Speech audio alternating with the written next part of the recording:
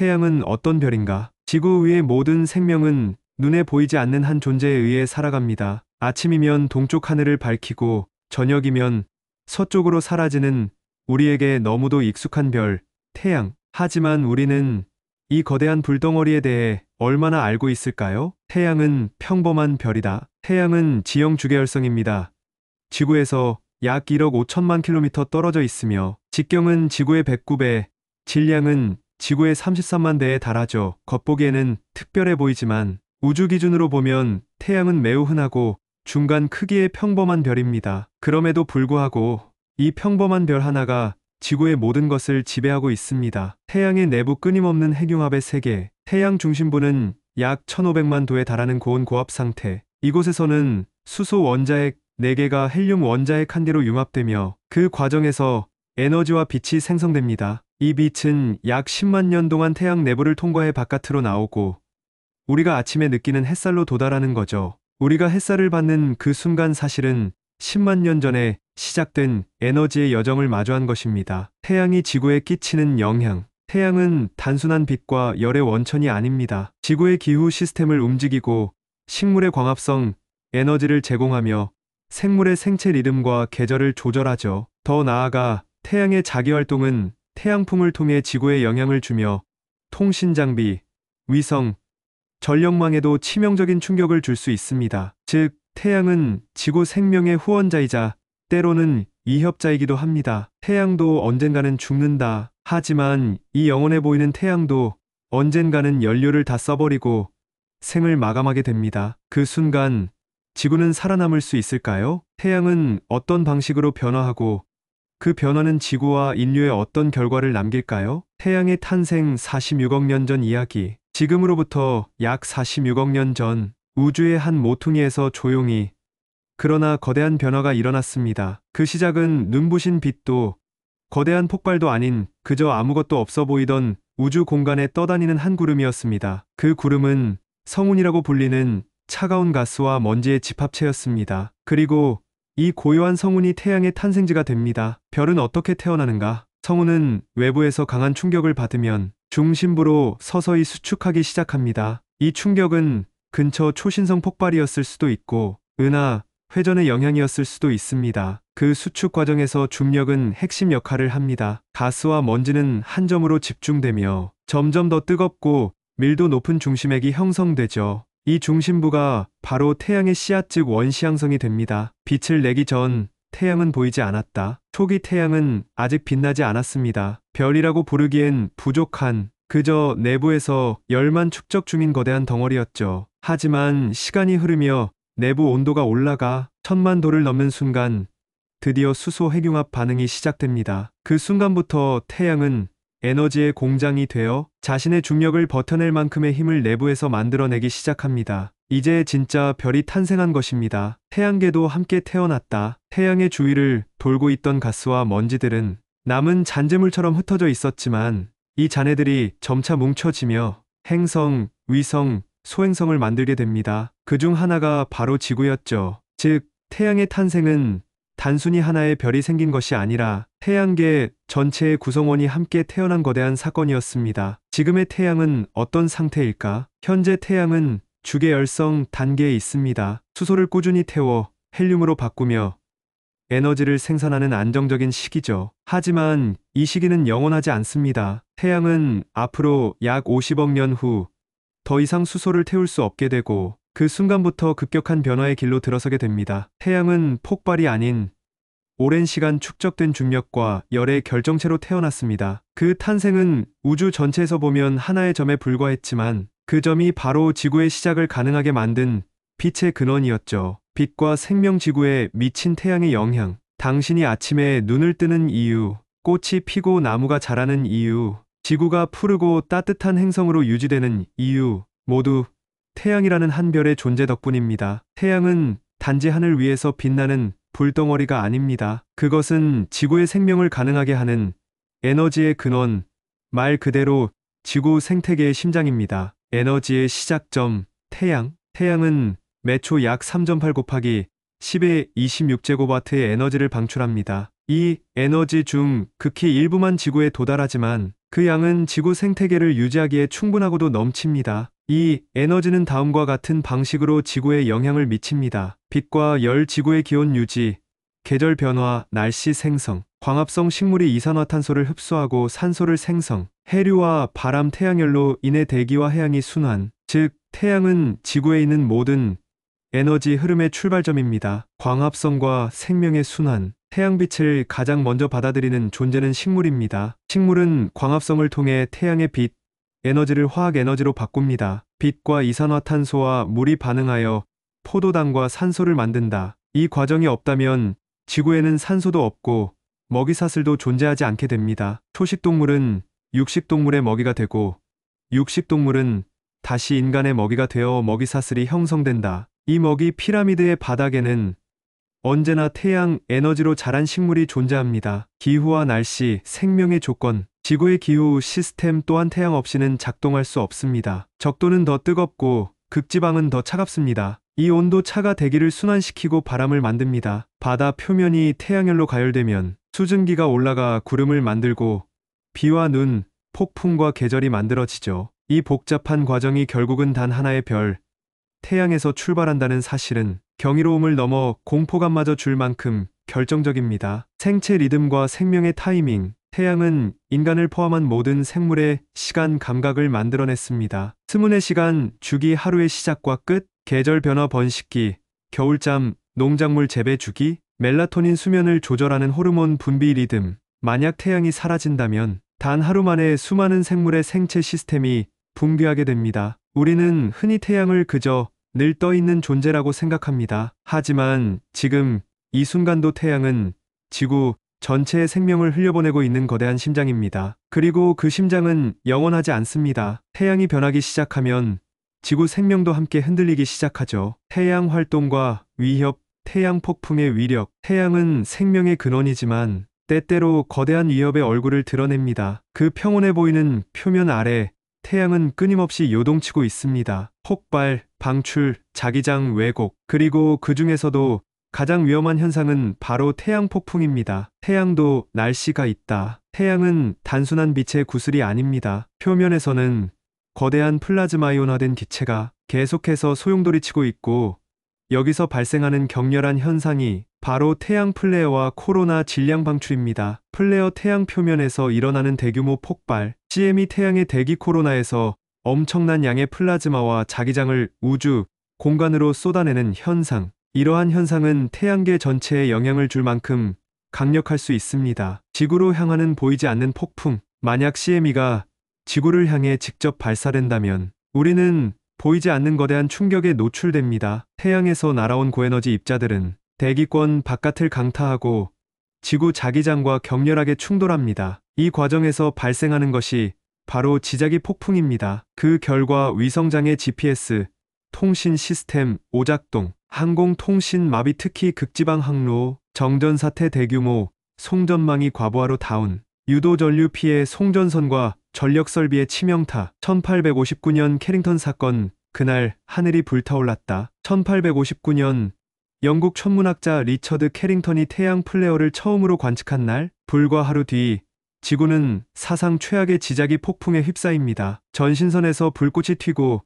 북반구 전체에서 오로라가 적도 근처까지 내려왔으며 통신은 마비됐고 일부 장치는 전원을 끄지 않았는데도 작동했습니다. 지금 같은 디지털 시대에 동일한 수준의 태양 폭풍이 발생한다면 수조 달러 규모의 전 세계적 재앙으로 이어질 수 있다고 나사와 유럽우주국은 경고합니다. 우리는 준비되어 있는가? 과학자들은 인공위성과 지상망으로 태양 활동을 실시간 감시하고 있지만 여전히 예측과 대응의 정확도는 제한적입니다. 태양은 11년 주기로 활동성이 높아지는 태양 극대기를 반복하는데 2025년경이 다음 활동성 최고조 시기로 예상되고 있죠. 이는 단지 천문학자의 관심사가 아닙니다. 우리가 사용하는 모든 기술, 에너지 시스템, 생명체에 직접적인 영향을 미치는 문제입니다. 태양은 생명의 근원이면서도 언제든 재앙의 씨앗이 될 수 있습니다. 우리가 태양을 이해하려는 이유는 단지 과학의 호기심 때문이 아닙니다. 생존을 위한 필수 조건이기 때문입니다. 그리고 기억하세요.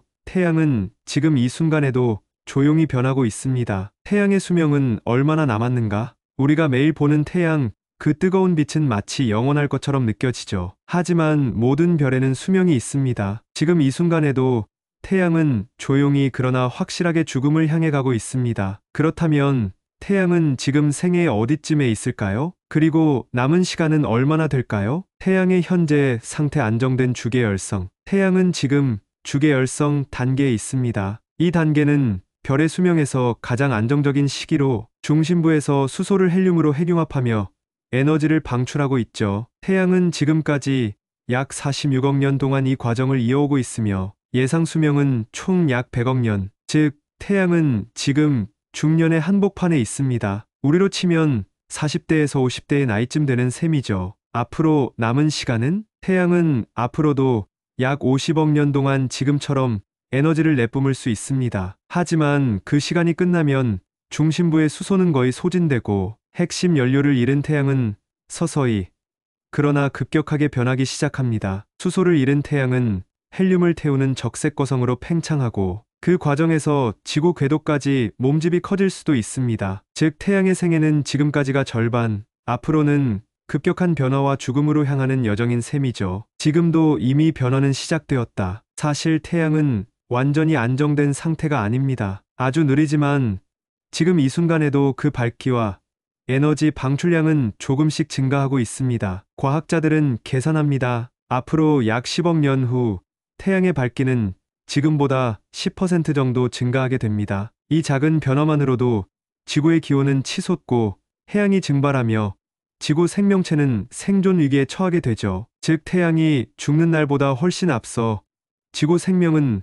먼저 위기를 맞게 되는 것입니다. 우리는 어디까지 생존할 수 있을까? 태양이 지금처럼 유지되는 시간은 우리에게 기회의 창입니다. 이 창이 닫히기까지는 약 5억 년에서 10억 년이 남았다고 추정되며 그 이후에는 생명 유지 조건이 점점 사라지게 됩니다. 지금처럼 살 수 있는 시간은 생각보다 훨씬 짧은 것이죠.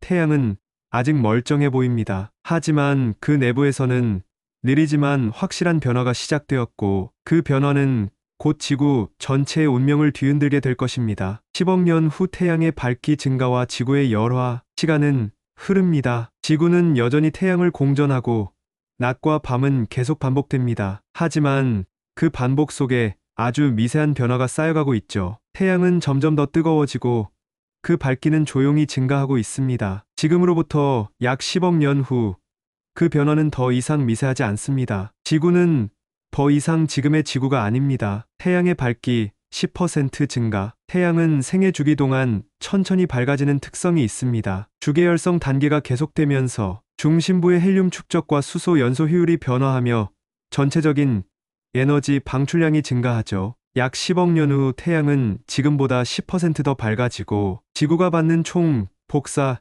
에너지도 함께 증가합니다. 이 작은 10%의 변화가 지구의 파국적 결과를 불러오게 됩니다. 지구의 온도 상승 생명의 균열. 밝아진 태양은 지표면을 가열합니다. 평균 기온은 상승하고 지구의 대기 중 수증기량도 함께 증가하죠. 수증기는 가장 강력한 온실가스입니다. 이로 인해 온실 효과는 폭주하게 되고 기온은 다시 한번 급상승. 결과는 해양 증발 시작, 극지방 빙하 완전 소멸, 식물의 광합성 중단, 기상 패턴 붕괴, 산소 공급 감소. 즉 지구는 점차 살 수 없는 행성으로 변해가기 시작합니다. 생명의 퇴각, 고지대에서의 마지막 저항. 기온이 오르자 생물들은 더 시원한 곳, 더 높은 곳으로 이동하기 시작합니다. 저지대는 사막화되고 고산지대만이 생명의 피난처가 되죠. 하지만 이마저도 일시적일 뿐 기온 상승은 지구 전체를 덮으며 결국은 모든 지표 생태계를 붕괴시킵니다. 식물에서 초식동물로, 육식동물에서 인간으로, 먹이사슬은 순차적으로 무너집니다. 대기의 변화, 그리고 공기의 끝. 해양의 증발은 지구 대기를 더 두껍고 습하게 만들지만 그 안에는 산소가 점점 줄어드는 치명적 변화가 숨어 있습니다. 식물의 광합성은 중단되고 산소 공급은 사실상 멈춥니다. 동물, 인간, 미생물, 산소에 의존하는 생물은 모두 서서히 질식하게 되죠. 이것은 느린 멸종이며 지구 생명사에서 가장 조용하지만 광범위한 종말입니다. 그때 지구는 어떤 모습일까? 대기는 무겁고 탁하며 바다는 증발해 메마른 소금 분지가 되고 대지는 붉고 메마른 사막처럼 변합니다. 마치 금성과 비슷한 조건이 되는 것이죠. 실제로 과학자들은 이를 금성화라고 부르며 경고합니다. 지구는 이제 더 이상 생명을 품은 푸른 행성이 아닙니다. 뜨거운 태양 아래 그저 죽어가는 별의 곁에서 사라지는 행성일 뿐이죠. 태양은 여전히 그 자리에 있습니다. 아무 말도 없고 변함없이 빛을 뿌립니다. 하지만 그 빛은 더 이상 생명의 약속이 아니라 종말을 알리는 침묵의 신호입니다. 산소가 사라진다. 대기 조성의 변화. 언제부터인가 숨 쉬는 것이 힘들어졌습니다. 푸르던 하늘은 회색으로 흐려지고 바람은 습하고 무거워졌습니다. 지구 생명은 빛과 물만으로 존재하는 것이 아닙니다. 가장 중요한 조건 중 하나 바로 산소입니다. 하지만 시간이 흐르며 태양의 변화는 지구, 대기의 산소를 서서히 제거하기 시작합니다. 산소는 어디서 오는가? 지구의 산소는 대부분 광합성을 하는 식물과 조류에 의해 생산됩니다. 빛, 이산화탄소, 물이 결합해서 포도당과 산소가 생성된다. 바다 속 플랑크톤도 막대한 산소를 공급합니다. 이 시스템이 유지되려면 적절한 온도와 수분, 태양광의 균형이 필요합니다. 하지만 태양이 밝아지며 그 균형은 무너지기 시작합니다. 태양 밝기 증가 온실 효과 폭주. 태양의 밝기 증가로 지구 기온은 상승하고 바다는 증발하며 수증기 농도가 높아집니다. 문제는 여기서 시작됩니다. 수증기가 두꺼운 구름을 형성하며 태양빛 차단. 땅 위의 식물은 광합성 중단, 바다의 플랑크톤도 온도 상승으로 대량 멸종. 결국 산소 생산의 주체들이 하나둘씩 사라지기 시작하는 거죠. 산소의 감소, 생명의 붕괴. 산소는 단지 호흡의 수단이 아닙니다. 산소 농도는 지구 생명 시스템의 핵심 축입니다. 산소가 줄어들면 호기성 생물의 호흡 곤란, 대사 속도 저하에서 활동성 생물부터 멸종, 수면 무호흡, 저산소증 증가, 뇌 기능, 생식 기능, 근육 활동 위축, 결과적으로 고등생물에서 저등생물 순으로 소멸이 진행됩니다. 산소가 줄면 먼저 죽는 건 가장 복잡한 생명입니다. 대기의 구성 변화. 지구는 금성처럼 산소가 줄어드는 동안 다른 기체는 점점 늘어납니다. 이산화탄소 증가, 화산 활동과 생명 감소, 수증기 증가, 해양 증발, 질소 비중 확대, 상대적 농도 변화. 결과적으로 지구 대기는 무겁고 뜨거우며 숨 쉴 수 없는 기체층으로 변합니다. 이 과정은 금성이 겪은 것과 매우 유사합니다. 금성은 한때 지구처럼 물을 가졌던 행성이었지만 태양열에 의한 온실효과 폭주로 이산화탄소 대기와 460도 표면 온도를 가진 지옥으로 변합니다. 지구도 같은 길을 걷기 시작한 것입니다. 마지막까지 남는 생명들. 놀랍게도 일부 생명체는 이 극한의 환경에서도 생존합니다. 혐기성, 세균, 산소 없이 사는 미생물, 지하 생명체, 고온고압에서도 생존 가능한 세포, 극한 내성 미생물, 우주, 방사선에도 살아남는 생명. 이 생명체들은 햇빛이 사라진 지구에서도 한동안 미세하게 맥박치는 생명 흔적을 이어갑니다. 하지만 그마저도 언젠가는 모두 사라지게 될 운명입니다. 숨을 쉴 수 없는 세상. 푸른 하늘은 사라지고 산소는 조용히, 그러나 결정적으로 우리를 떠났습니다. 태양은 아직 빛나고 있지만 그 빛은 생명을 주지 않습니다. 태양의 팽창 적색거성이 된다는 것. 지구는 숨을 잃고 생명은 뿌리째 사라졌습니다. 그러나 이 모든 파괴의 진짜 시작은 이제부터입니다. 태양 지금껏 지구를 품어온 이 별이 드디어 새로운 국면을 맞이합니다. 바로 적색거성으로의 진입입니다. 태양 내부에서 벌어지는 변화. 태양은 평생을 중심에서 수소를 헬륨으로 바꾸며 에너지를 생산해왔습니다. 하지만 약 50억 년 후 이 수소 연료가 고갈됩니다. 그러면 어떤 일이 일어날까요? 중심부는 더 이상 핵융합을 유지하지 못하고 수축, 바깥층은 중력보다 열이 강해져 팽창, 결과적으로 태양은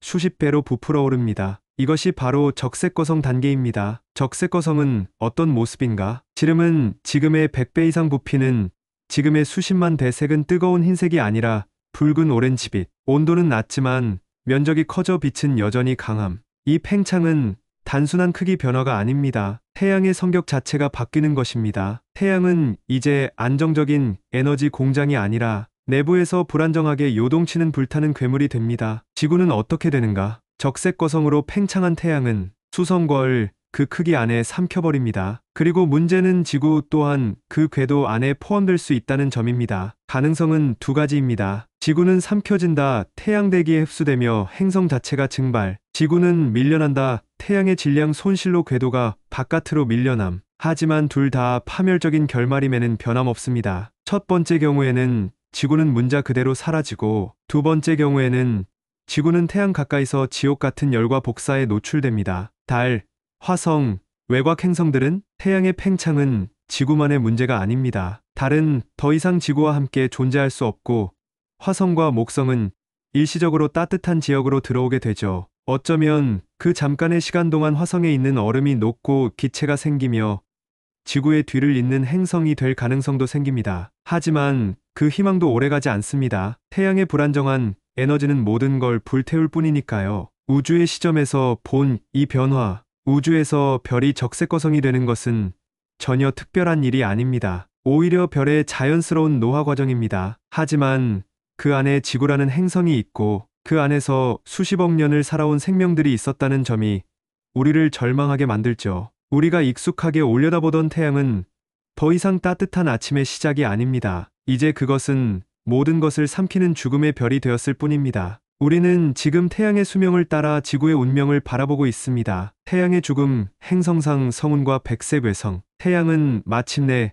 그 거대한 숨결을 쏟아내고 천천히 그리고 찬란하게 죽음을 맞이합니다. 이것은 단순한 꺼짐이 아닙니다. 태양의 죽음은 우주가 연출하는 가장 아름다운 이별의 순간입니다. 적색거성 이후, 태양의 최후, 적색거성 단계에서 태양은 중심부에서 헬륨을 탄소로 융합하며 불안정한 활동을 이어갑니다. 하지만 태양의 질량은 그 이상을 버틸 수 없을 정도로 부족합니다. 즉, 태양은 초신성처럼 폭발할 수 없는 별입니다. 결국 태양은 바깥의 가스층을 서서히 우주로 방출하고 중심부에는 연료를 다 쓴 작고 밀도 높은 별이 남게 됩니다. 이 두 가지는 각각 행성상 성운과 백색 외성이라 불립니다. 찬란한 유온 행성상 성운, 태양이 마지막으로 방출한 바깥 가스층은 우주, 공간에 아름답게 퍼져나갑니다. 이 구름처럼 펼쳐진 가스층은 가까운 별빛을 받아 형형색색의 빛으로 발광하며 존재하죠. 이를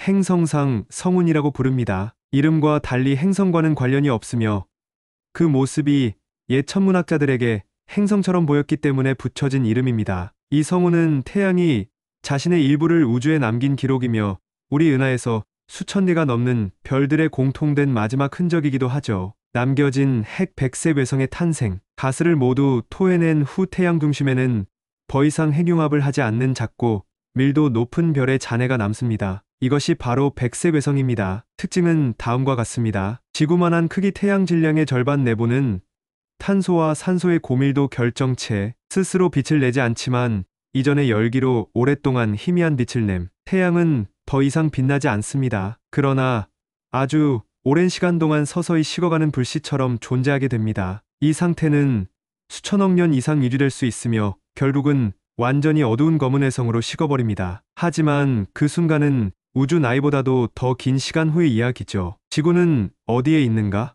이 모든 일이 일어날 때 지구는 이미 존재하지 않습니다. 태양의 팽창으로 삼켜졌거나 혹은 불타는 태양빛 아래에서 기억조차 남기지 못한 채 사라졌습니다. 우리가 알던 푸른 행성은 그 주인을 따라 사라진 것입니다. 새로운 시작을 위한 죽음. 하지만 이 죽음은 완전한 끝이 아닙니다. 태양이 남긴 가스는 우주, 공간에 흩어져 새로운 별과 행성의 재료가 됩니다. 바로 이 순간 태양의 일부는 우주 어딘가에서 새로운 별의 씨앗이 됩니다. 즉, 태양은 죽었지만 그 죽음은 또 다른 생명의 가능성을 품고 있는 셈이죠. 우리는 태양이라는 별과 함께 시간 속을 여행해왔습니다. 그 여정의 끝은 죽음이었지만 그 죽음조차 우주라는 거대한 순환의 일부였습니다. 태양 없는 태양계에 남겨진 행성들의 운명. 태양이 죽었습니다. 행성상 성운은 사라지고 한 줌의 잿빛 별백색 외성만이 태양이었던 자리에서 희미하게 식어갑니다. 하지만 태양계의 다른 구성원들은 여전히 그 궤도를 돌고 있습니다. 빛과 열을 잃은 채 차가운 허공을 배회하며 서서히 죽어가는 시간을 견뎌내고 있습니다. 태양계는 해체되지 않는다. 놀랍게도 태양이 적색거성이 되어 대기층을 날려보낸 뒤에도 그 중심에는 질량이 남아 있습니다. 비록 태양 질량의 절반 이하로 줄어들었지만 백색 외성은 여전히 중력을 유지하며 행성들을 붙잡고 있죠. 그래서 목성, 토성, 천왕성, 해왕성, 이 외곽 행성들은 암흑의 태양을 중심으로 계속 공전합니다. 그것은 태양계의 유령 같은 모습입니다. 지구는 없다. 이 시점에서 지구는 없습니다. 적색거성 시기에 이미 태양대기에 삼켜졌거나 지옥 같은 환경 속에서 형체를 잃고 소멸했죠. 지구를 중심으로 만들어졌던 모든 이야기, 생명, 문명, 역사 그 모든 것은 기억되지 않는 침묵 속에 파묻혔습니다. 태양계는 차갑고 고요한 감옥이 된다. 목성 여전히 가장 큰 행성이지만 대기 중 에너지가 줄어 내부 활동도 점차 둔화, 토성 고리마저도 서서히 소멸, 천왕성, 해왕성, 극한의 냉기 속으로 외행성들 명왕성과 카이퍼, 벨트의 천체들 역시 온기를 잃고 미동도 없는 얼음 덩어리가 됩니다. 이들은 서로를 보기 어렵고 자기 스스로를 유지할 수 있는 열도 사라진 채 그저 중력의 명령에 따라 돌고 있을 뿐입니다. 우주 속의 외톨이 백색 외성. 이제 태양계의 중심은 작고 차가운 별 백색 외성입니다. 그는 스스로 빛을 내지 못하고 다른 별들과의 소통도 불가능합니다. 이 백색 외성은 수십억 년을 더 버티다가 결국은 검은 외성으로 완전히 식습니다. 그 순간 태양계는 완전히 죽습니다. 우리 흔적은 남을 수 있을까? 만약 인류가 기술적으로 진보해 우주로 나아가 새로운 별 주위를 찾았다면 지금 이 죽은 태양계를 다시 찾아올 수도 있었겠죠. 하지만 가능성은 낮습니다. 수십억 년의 시간 은하의 공전 중력의 교란으로 인해 태양계는 천천히 은하계 내에서 잊혀지게 됩니다. 지구의 흔적, 인류의 문명, 우리의 모든 질문과 감정은 어둠 속에 묻혀버릴 것입니다. 태양계는 여전히 존재하지만 그것은 생명을 잃은 기계처럼 무의미한 되돌을 돌 뿐입니다. 그 안에 살았던 것이 있었다는 사실조차 이제는 아무도 기억하지 못합니다. 하지만 우주의 이야기는 그렇게 끝나지 않습니다. 우리는 별의 조각으로 만들어졌다. 현대 과학은 말합니다. 우리는 별에서 온 존재이다. 우리를 이루는 모든 원자는 수십억 년 전 태양보다 더 오래된 별의 심장에서 만들어졌고 지금도 그 순환 속에 놓여 있습니다. 태양의 죽음은 비극이 아니라 영원한 순환의 일부입니다. 별은 죽지만 우주는 계속 호흡합니다. 죽음은 끝이 아니라 다음 빛을 위한 준비입니다. 그리고 어쩌면 지금 이 순간도 어딘가에선 또 하나의 태양이 탄생하고 있을지도 모릅니다.